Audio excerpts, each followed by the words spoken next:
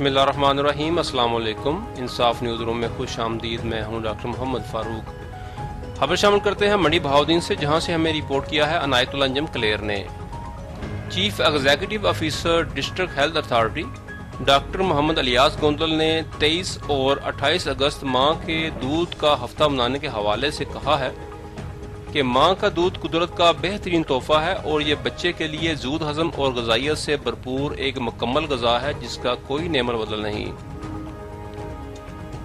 انہوں نے کہا کہ ماں کے دودھ میں موجود اینٹی باڈیز بچے کو مختلف بیماریوں سے محفوظ رکھتے ہیں اور خود ماں بھی بچے کو دودھ پلانے سے کئی بیماریوں سے محفوظ رہتی ہے۔ انہوں نے بتایا کہ پنجاب بھر کی طرح ضلع منڈی بہاؤدین میں بھی اس ہفتے کو منانے کا بنیادی مقصد یہ ہے کہ ماں کا اپنے بچے کو دودھ پلانا ماں اور بچے کی صحت پر اچھے اثرات مرتب کرتا ہے اور یہ دودھ بچے کی پیدائش کے آدھے گھنٹے بعد سے لے کر 2 سال تک پلانا ضروری ہے۔ انہوں نے بتایا کہ بچے کی پیدائش کے 6 ماہ کے بعد اپنے دودھ کے ساتھ ساتھ بچے کو نیم ٹھوس غذا بھی شروع کروائیں۔